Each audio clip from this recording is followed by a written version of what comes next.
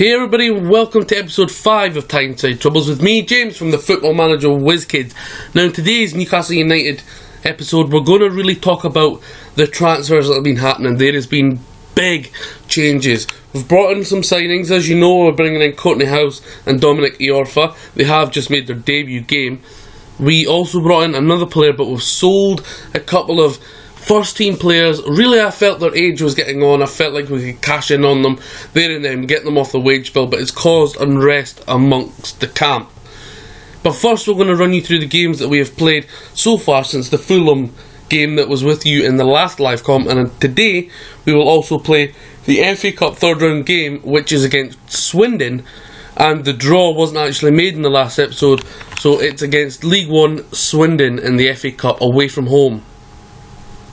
So after the Fulham victory 3-1, we then played Ipswich at home in a game that it was quite evenly matched. There wasn't an awful lot of quality in the game, though. We were playing a makeshift team with Mbabu and Hayden involved in the game. We did lose 1-0 after 12 minutes. We got a bit desperate near the end going for the equaliser, but it just wasn't to be. We picked up 3 yellow cards in the process. A very frustrating game and a very frustrating defeat, especially at home.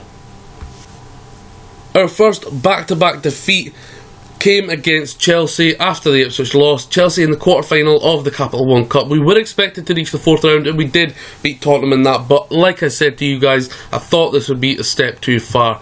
Now, the first goal by Eden Hazard, we actually had a great chance with Moussa Sissoko bombing through. In my opinion, he should have shot. He decided to try and sweaty it like FIFA style, but he played the pass too far. We lost the ball, we got countered. Hazard got in, tucked in at the 6-yard box, tucked the ball in, past Tim Krul, and really it was a poor goal to concede, but overall we can't really complain. We had enough shots but not enough quality in front of goal. We did change formation for this game.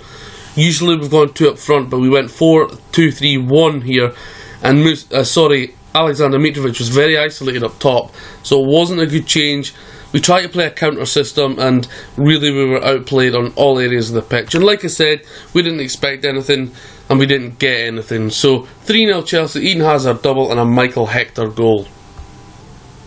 Next up was QPR away from home, and when we hoped to get back to winning ways, we done just that. Now, it was quite even for a while, but 10 shots out of 18 on target is pretty impressive. We went 1-0 up through Moussa Sissoko in the 5th minute, and then on the hour mark, Alexander Mitrovic, who's come into a little bit of form recently, he stepped up and got us another goal to make it 2-0.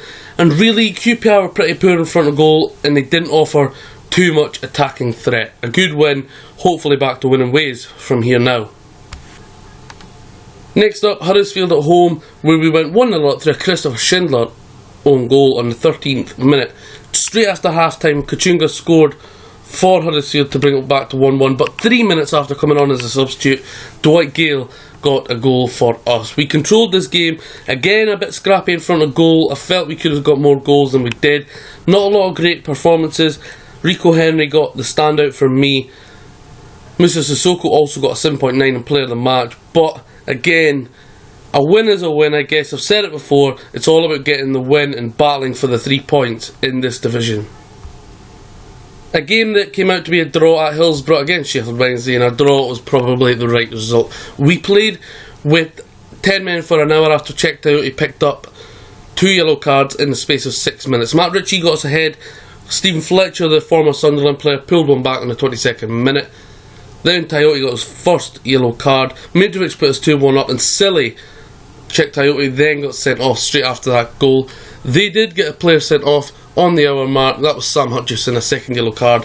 Quite an even game, and a draw for me would be the same, would be the deserved result, and probably fair on both teams. An away day to Birmingham, and we went 1-0 up in the 7th minute through Dwight Gale, and again he got a goal 10 minutes before the half-time break. Dwight Gale scoring twice in this game. Fabrini did get a penalty, scored it on the 62nd minute, but other than that penalty, guys, Birmingham never really caused us a problem. Pleased to get out of this one with an away victory at St Andrews.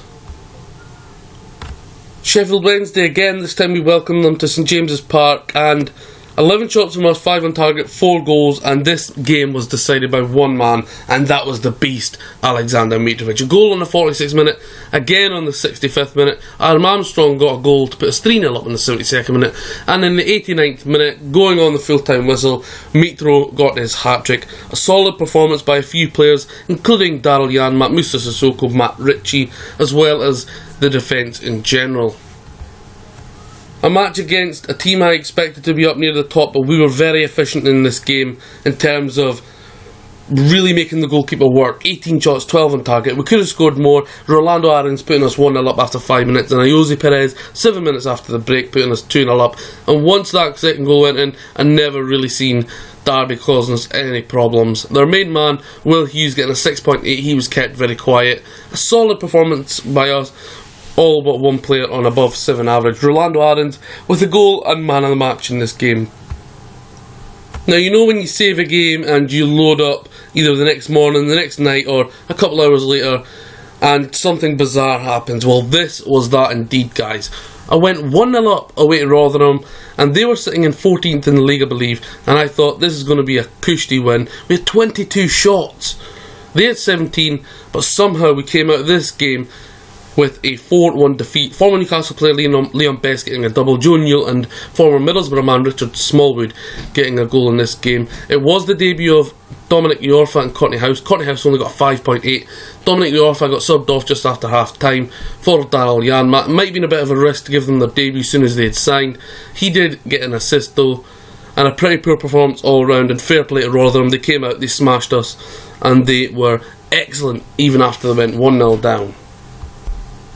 So that's the recent run of games, guys. In the last 9, we've had 3 defeats, 5 wins and 1 draw. We've also had 3 clean sheets in there, and next up in the FA Cup third round is an away tie to the county ground against League 1 Swindon. Again, as I say, I didn't know the draw in the last episode, so you're finding out pretty much just after I have done too.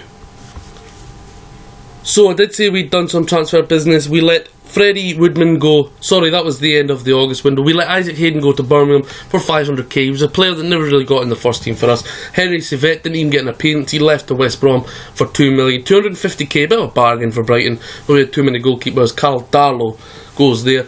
Jesus Gamez. Now, the players came to me, in particular Matt Ritchie, being disappointed that Jesus Gamez had went to Manchester United. Bear in mind, guys, he's 30, 31. I wanted to get his near 40k off the wage bill. We do have Daryl Janmaat, and we just signed Dominic Iorfa for a big fee. So I wanted to build for the future. I'm thinking forward, where the fellow players, possibly the fans, would be thinking about now. And the same reason, Cheick Tiote, nearly 30 years old, wanted to get his 35k off the wage bill. We managed to sell him for 6 million to Leicester. Again, both players excellent in this division, but when we go to the Premier League, I want a bit of a younger, fitter squad, and surely I expect us to go to the Premier League. As you can see on the signings coming in, Dominic Iorfa and Courtney House come in. That weakens Wolves and hopefully boosts us. And one other player came in, a centre midfielder. I've never used him before, I've never even heard him before, from Tours in the French, I think it's League 2, possibly League 1, but I think it's League 2, Baptiste Santamaria. Now, Santamaria does play an advanced playmaker, can play as a defensive midfielder if needed, right-footed, fairly determined. He's got good attributes on all areas of his games. First touch is good, a lot of 12s in his technical ability, technique is 13, a lot of 12s, 13s, 14s in his mental area of his games, determination is 16, which is pretty good. His concentration could be a bit higher, but overall in mental attributes he's really good. Physically he's excellent, other than natural fitness, which is only a 7, but hopefully that will improve. He's a Frenchman, and hopefully we can get him a cap or 2 in the future to come. He looks pretty good, won't be a regular in this season, but who knows with seasons to come. I will use him off the bench a lot, and hopefully he can do a decent job for us. Now, with around 18 million to play, and I did want a destroyer in the middle of the park. I did say Cheick Tiote was coming on to be 30 years old, so I'm looking at Cheikhadou Kouyaté. He's on the transfer list. I've had a £4.3 million bid. He is currently injured for a couple of weeks. I've had a bid accepted. I've not yet entered negotiations. If I can get him on around £40,000 per week, I think he could be good now. Replace Cheick Tiote naturally and be a bit of a hard man, ball winning machine come the Premier League. Now, before we get into today's live com, here is the current table, not long past the halfway point. 26 games played, which means there are 20 left to play. 18 wins, 4 draws, 4 losses, 49 goals scored, makes us the top goal scorers in the league. 24 conceded, which puts us, I think, around the 4th or 5th best in the league. Recent form, 1 draw, 3 wins and a loss. We are 5 points clear of Wolves. Remember, we've just taken 2 of Wolves as defenders, and we are 9 points clear of Norwich in 3rd, and 12 points clear of Aston Villa in 4th. Remember, Wolves had that electric start, so they're looking pretty good, pretty consistent. Hopefully, those 2 players we've signed have weakened them, they will drop off. Now, FA Cup duty, Swindon away, let's get into it. So in today's match, we are clear favourites 1-3. Now, again, we're coming up against a narrow formation in the lower leagues, or in the Premier League, below the Premier League, should I say. A lot of narrow formations. Anyway, we're going with a quite mixed selection, really. A lot of young players, a lot of players who have not got much experience, and really I'm hoping and expecting to win this game, so it's a chance to blood some players and give them some game time. Selson goals for only his 3rd appearance of the season, and Bamboo at left back. House, 2nd appearance, hopefully can put in a better shift today than his debut. He partners Mbemba at central defence. Iorfa at right back. In the middle, a starting debut for Baptiste Santa Maria in the box-to-box midfield role. Dozzell hasn't started too many, but he does come on most games. He's starting today. Richie on the right, Aaron's on the left. Up top, Adam Armstrong partnering the Beast, who's in form at the moment. I will show you the player stats in the next episode. Let's get into today's game, and hopefully we can get a cup win and get into the next round, as that is the minimum expectation from the board. So the lads have been briefed, and I've told them that we expect to win this game, and that's exactly what I expect. We are in a league above them, we're top of our league, and to be honest, player stature, we're far superior to them. Good chance for some of our players to impress today. Hopefully Iorfa and House can put in a good shift. Dozzell, I'm looking forward to seeing him, and we'll see what Santa Maria is made of. We did get him for pretty cheap, $2.5 million. I did show one of the fellow admins on the WizKids, and he said he would cost me a fortune and that I should try and sign him if I can get him for a reasonable price, and he was surprised I could get him for $2.5 million, but I did, and I've never actually used him or heard of him before, so according to my friend Andy, he seems quite a coot. Alexander Mitrovic, the captain today, as of course checked out, he left the club, which means I promoted Jamal Lascelles to club captain and gave Alexander Mitrovic the vice captain's armband, so he takes the captaincy today. Rolando Aarons with a great chance to score, recently did score a goal. Been quite impressive when he's come off the bench, doesn't get too many starts. 6 shots, 2 on target, 3 shots for Swindon, 1 on target for them. 30 minutes gone here at the county ground. Armstrong. Mbabu. He's been poor when he's played Mbabu. Wide to Iorfa. Quite far forward. Richie. And it goes over from Matt Ritchie.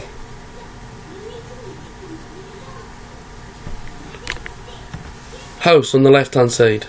Mbabu. Santa Maria. Dozzell. Mbabu again wide. Iorfa. Just going to slow it down a little bit, guys. And there goes 1-0.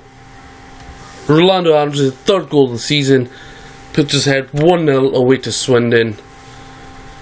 9 minutes before half time, so hopefully that can settle the nerves a bit. Dozzell really should have scored at the first attempt. Parried by former Liverpool and Tottenham goalkeeper Lawrence Viru. And Rolando Aarons has an open goal to tap away and puts us 1-0 up in a game where we're looking quite comfortable thus far.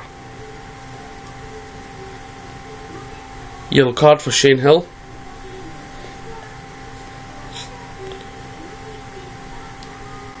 Kazim, Thomas,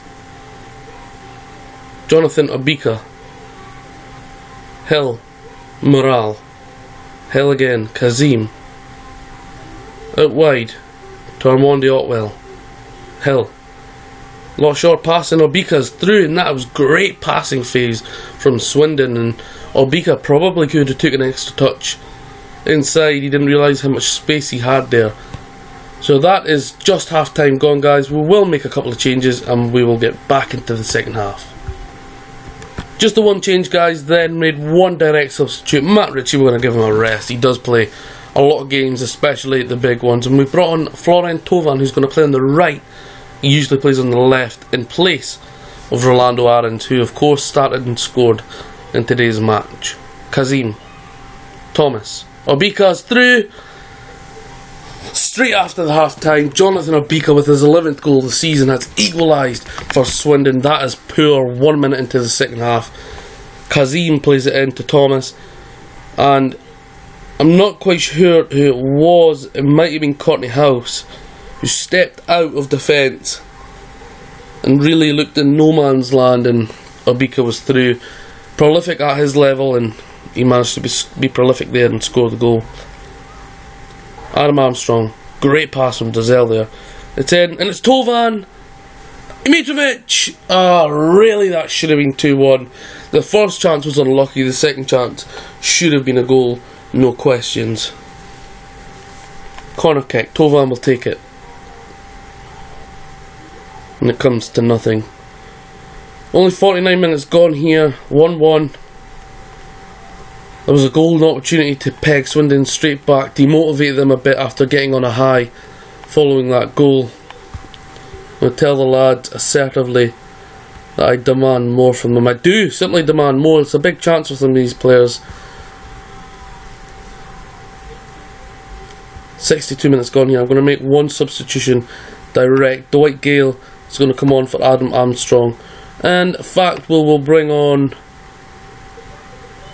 Musa Sissoko. Hopefully we can get a game winner from him. He will come on in place of Baptiste Santa Maria. Not done a great deal on his first start for the club. 25 minutes to go here. Tovan. It will come back to Tovan. Takes his man on. Is he going to shoot? He has, and he's put it over the crossbar. A little bit selfish there from Tovan. Could have looked for a teammate there. Tovan with the free kick. Puts it directly into the wall. Mitrovic. And it comes to nothing. 20 minutes to go here at the county ground. It's Newcastle 1, Swindon 1. We really have been the better side in terms of shots created and shots on target. And I'm not sure, I think it goes to a replay of the FA Cup. It's the Capital One Cup that goes to extra time straight away. So this is not what we need in terms of our championship campaign. We don't want to be playing FA Cup replays against teams we should be beating. Iorfa, Tovan. A lot of the ball, Tovan. He's seen a lot of it since he came on. Mbabu into Aarons, and Rolando Aarons is unlucky there. We've done okay since going down, but we're just not getting that second goal. The goal, I think, will clinch it. 85 minutes gone here.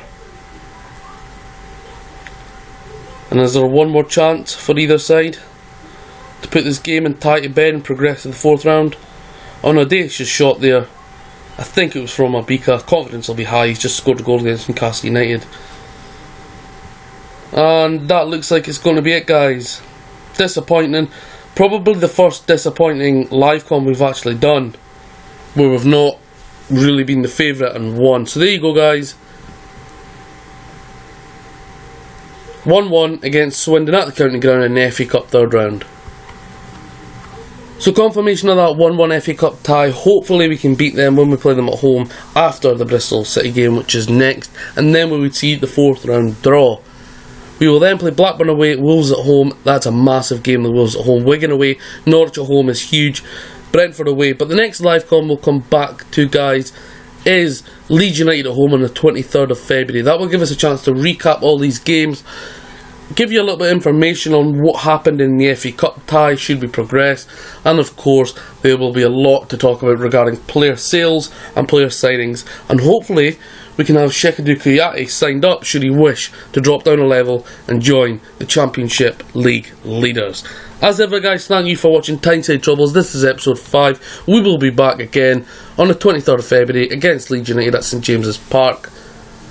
Don't forget to follow us on all social media outlets, Tifo Project, Twitter, Facebook, YouTube, The Football Manager WizKids. Just search us and you'll find us everywhere in the community regarding Football Manager. If you're here, you're enjoying Tyneside Troubles, hit the like button, hit subscribe, and that would be fantastic. And don't forget to check out my recent Paul Pogba experiment at Manchester United. As ever guys, thank you for watching, and I'll see you soon.